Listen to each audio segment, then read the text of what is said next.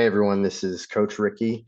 I'm going to be going over the strength portion of today. This is going to be Thursday, June 8th. I'm going to share my screen real quick here. So today we're going to be starting with a nice 12-minute round the world warm up. This is going to be really key to get you nice and aerobic. It's just going to be changing from one machine to the other, starting with a row for a minute, then switching to a bike. That can be a C2 bike or a Salt bike, then going to the ski, and then doing just a 1 minute jog and starting that over, doing that 3 times. So it's very important to get aerobic before a weightlifting session, and then also to just activate the muscles that we're about to use. So pretty generic warm up here. I'm going to do some banded tricep stretches for 60 seconds. That's where you put the band beneath your foot, loop it around that middle part of your foot, and kind of just pull back, and you'll feel that stretch in the tricep.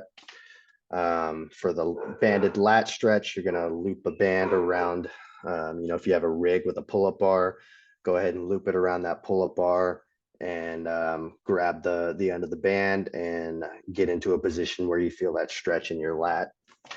And then just a downward facing dog where, if you're not familiar with that, you can easily YouTube it. Very simple, but it'll open up the shoulders. You're going to do some pressing overhead today. So going to do that 2 times.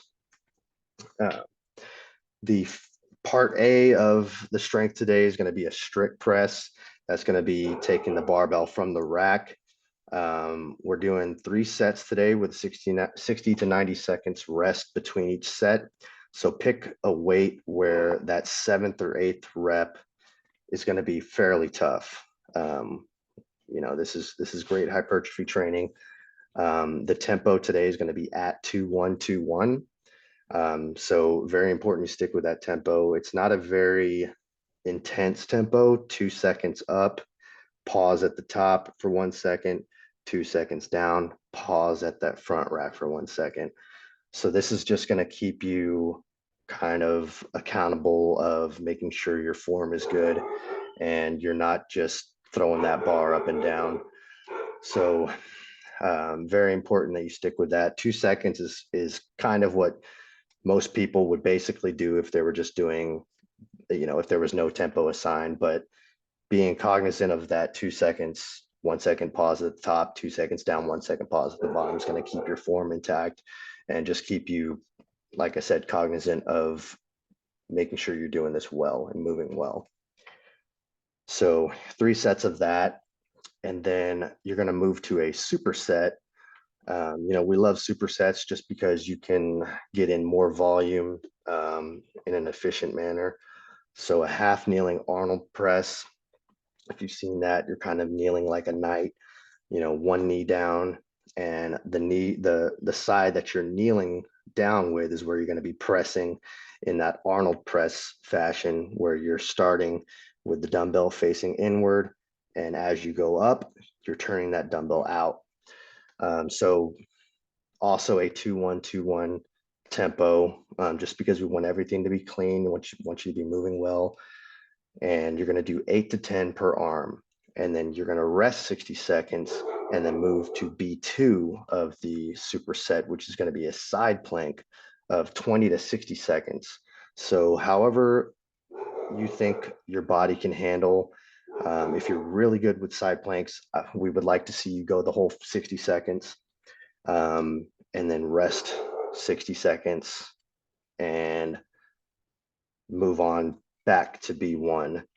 The half kneeling Arnold press, do this 3 sets. So really good superset here. And once you're done with that, you're going to move on to the next superset, which is going to be the seated dumbbell external rotation. That's where you're going to take a dumbbell at a fairly light weight, but something you can handle for 10 per arm. So just keep that in mind. Seated dumbbell external rotation, if you're not familiar with that, like I said, you can YouTube all this stuff. It's all out there. But this is where you're going to place your elbow on your knee, holding that dumbbell. And externally rotating.